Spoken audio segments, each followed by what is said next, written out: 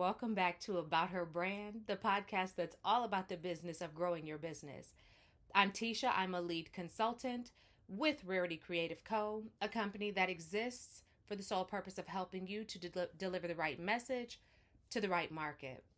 Listen, today I want to talk to you about something that's going to sound like it's all the way in left field, but I promise you, if you hang in there with me, you will walk away from this time with a new perspective. I want to talk about pigeon racing. Let me show you something. So, this right here is my husband's book. He has you can kind of see behind here, there used to be a company called Doves Above.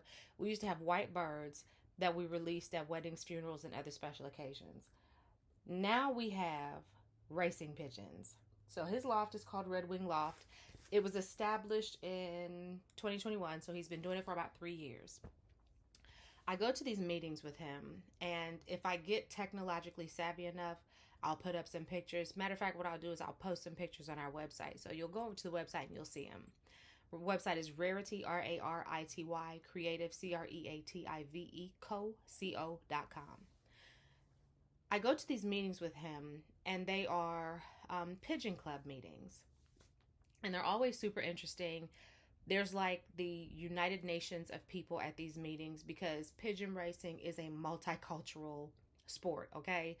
It's also a multi-generational sport, and there are men and women who compete against each other, which is really spectacular to see because you've got people from all walks of life, and their sole objective is to have the fastest pigeon to make it back home. So I go to these meetings, and I go with my husband sometimes when he crates the birds to send them out on races. And I just watch. I'm very observant. And I've picked up four things, probably more than four, but four that I want to share with you today that really are very adjacent to the business world. And if we put them into practice, we could really make strides in our own profession. So the first one is the importance of recruitment. So these pigeon clubs, like I said, they span generations, they span culture, they span resources. So wealthy people from down to just your everyday average guy or gal is racing these pigeons. But one thing's for sure is that they've got to always be recruiting because you can't have a race if you don't have anybody to race against. So even in business, it is important that you always have a mindset of recruiting. You're always strategizing to gain customers. You're always strategizing to bring in the best, into your business, the best talent and the best support staff into your business to ensure that you're able to provide services or the product that your business offers to your customer. So really having that top quality, that top tier recruitment um, into this club. And one of the things that I found so interesting was that these clubs recruit competitively. They don't just there are some clubs where everybody's welcome and hey, you can all come. There are other clubs where they want you to be serious about this thing because when they race against you, they want to race against you and they want to know that you're putting in the investment, the intention in order to get the outcome of a win so that if they beat you, they know they really beat you. So that's the first thing. If you don't recruit, of course, you die. So, like I said, if they're not always bringing in new people to these clubs, the club fizzles out, and then there's nobody to race. And ultimately, the sport would die if there wasn't strong recruitment. So, recruitment is key. The second thing is the role of training and preparation. Now, here's the interesting thing: when you train a racing pigeon, it's a process. So, these guys and gals, they actually breed these birds. These birds are very well taken care of. They have beautiful lofts. They eat well. They're shielded from predators in as much as we're able. But they also have to be trained. And their training consists of allowing them to do something they love doing, which is flying. And by nature, these pigeons are kind of oriented to always come back to where their home is. So the training process looks like this. They start off and they go a little ways out, and then the pigeons come home. And then they take them out a little further, and then the pigeons come home. And then they take them out a little further, and the pigeons come home. And this training is important for several reasons. First of all, it builds stamina and endurance. Stamina endurance.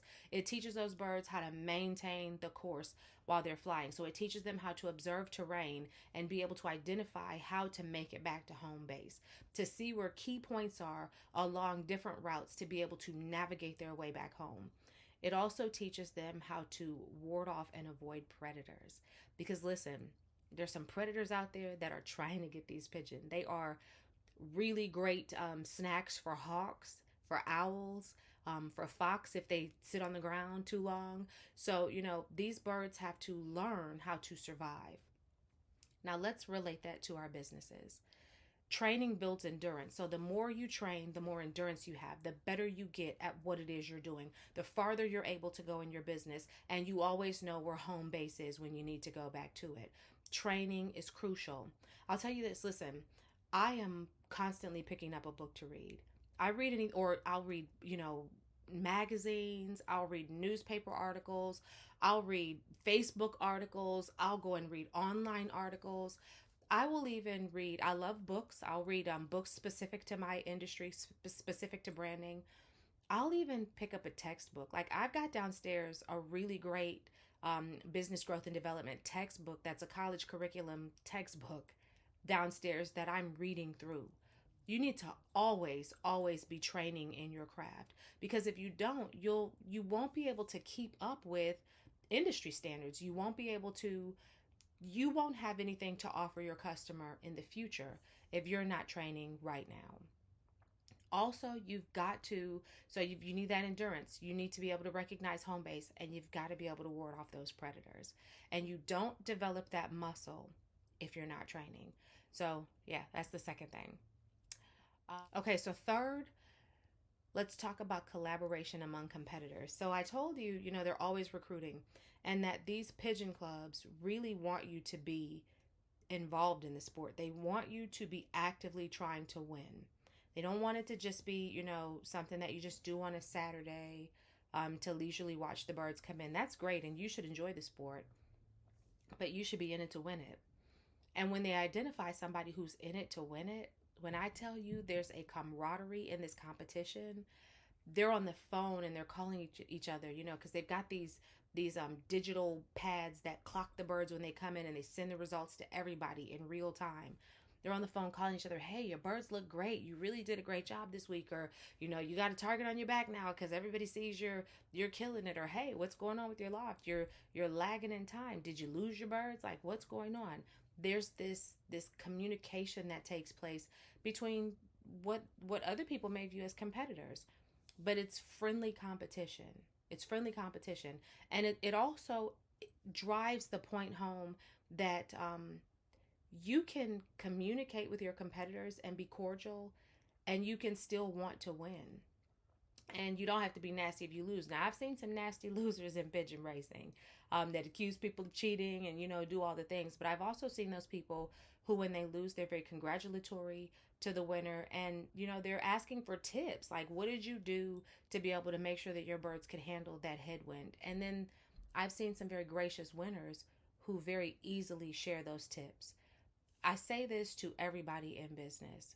Don't always view your competitor as your enemy. View your competitor as someone who, if you really strategize, not only with them, not only against them, but with them, that you can truly learn and sharpen your skill set. Listen, competition should not breed enemies. It should breed innovation.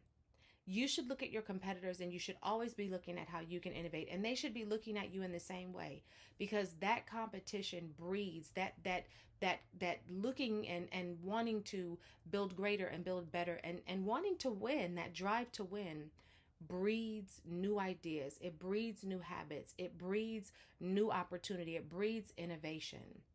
And so we got to stop looking at our competitors as our enemies. I have seen these guys literally, like when they identify that there's somebody in these races who's really taking this sport seriously. I've seen these guys say, hey, listen, I've got a bird I want to give you. Because remember, I told you they breed these birds. They'll say, I've got a champion bird I want to give you. I want you to breed this bird because next year I think that with your training, you're really going to give me somebody to go up against. And I've observed them do this, and not looking thinking I gotta keep my best birds for myself, because if I don't, I'll just always lose. They're looking thinking it's not a win if I don't really have somebody to compete against. So that is how they view that. The other thing that I observed is that when it comes to competition, there's actually this teaching that is going on with the tricks and the tips, and there's this real sharing of knowledge and information that happens amongst these pigeon racers with the quality ones, where there's like this, it's almost like that Bible scripture where it says iron sharpens iron, where their club just gets better and better, because it's broken down. You've got the individual racers that are segmented into a club, and then you've got the clubs that are in a combine, which is made up of a bunch of different clubs, and then multiple combines, and then it just goes on and on. And so when your club is good, your club stands out. Your club stands out. So can you imagine if a lot of people just started kind of networking together, and hey, what I'm not good at, maybe I'll pass that to you, and what you're not good at, maybe you'll bring that to me, and maybe we'll teach each other and learn, so that we can develop these niches in our business, but always understanding that there's a respect amongst each other, and yes, we're all going after business, but there's enough business for everybody. And these guys all want to win, but hey, may the best bird win. Here's another way I've seen them collaborate. There's some races where we will, my husband's loft is actually receiving birds from other people, other racers. And this is their thinking. I've got some great birds. You really seem to have some great training. I want to see what my great birds and your great training can produce in terms of wins. So they'll send their birds, these really awesome birds, they'll send them here. He'll raise them, train them, and then fly them. And then when those birds win, they split the pot, if there's a pot to be split. So this collaboration just blows my mind when I see them doing this. And it really invigorates me in my business, and makes me want to duplicate that in my business. Fourth and finally, what I have observed from pigeon racing that I can apply to business is the aspect of succession planning. So preparing for retirement and succession planning. I told you there's, some guys who will say, hey, I've got a good bird. I want to give you one of my good birds so you can breed it. There are guys who've been in this game for 40, 50, 60 years, and they're, on the other side, and they just kind of want to bring up the next generation of racers. Again, understanding that if they're not recruiting, if they're not teaching, if they're not bringing along this generation, the sport dies, right? And so these guys will literally begin to tell all of their knowledge. They'll begin to share all of their resources. They'll teach you how to put your loft together. They literally take you under their proverbial wing and mentor you to allow you to glean from their learned experience and their knowledge, so that you can then grow from where they are instead of having to start from point A.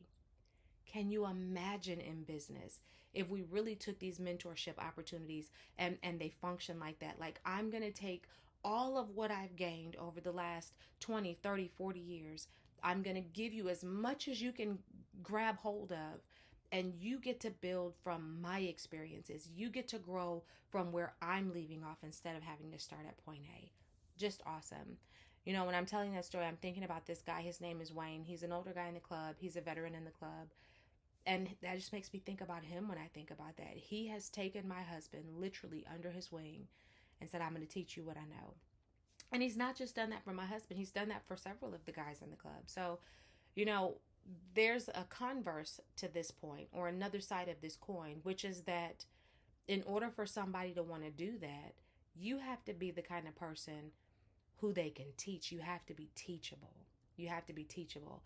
And I watch my husband in his club, and he listens, and he's patient, and he's coachable. And so it's very easy for people to mentor him and to help him get better and better and better. To that point, back to the handy dandy book really quickly. Let me show you this. It's a real sport. It's serious business. So you can see he's got first place diplomas, second place birds. This is a big deal. Like, this is a big deal for him to be in his third year of flying and to be doing this well. And look, these are just some of them. He's got a whole slew of these diplomas that he hasn't even pocketed yet. So, This is how they gauge their wins in the pigeon world. In the business world, we gauge our wins through clients. I can guarantee you, if we apply these 4 principles in our business, we will begin to see a return in terms of our clients. Our clients will start adding up like these awards in this book. Listen, I want to give everybody an opportunity to get information and to share information, because I want you to share as much as you get, which is why we've got the Rarity Creative Co. beta community launching next month. If you are interested in coming into this community, it's a free community. It is by application, and the applications will be reviewed, and you'll be invited to participate if the people reviewing the applications feel like you're kind of in that top tier of owners who just really is about their business. Those applications are going to be reviewed. You'll be invited into this group where you're going to be able to glean from other entrepreneurs. You're going to be able to share your experiences, and we're going to have that forging going on. We're going to be able to implement these 4 tactics into our businesses to really see them just grow and blossom. Again, I want you to remember always, I try to leave this with you at every podcast. I am a brand development specialist. I believe that that is one of the most crucial aspects of creating a sustainable business, is to have a clear and well-defined brand. You need to know who you serve, know how you serve them, and you need to be able to look cohesive while you're doing it.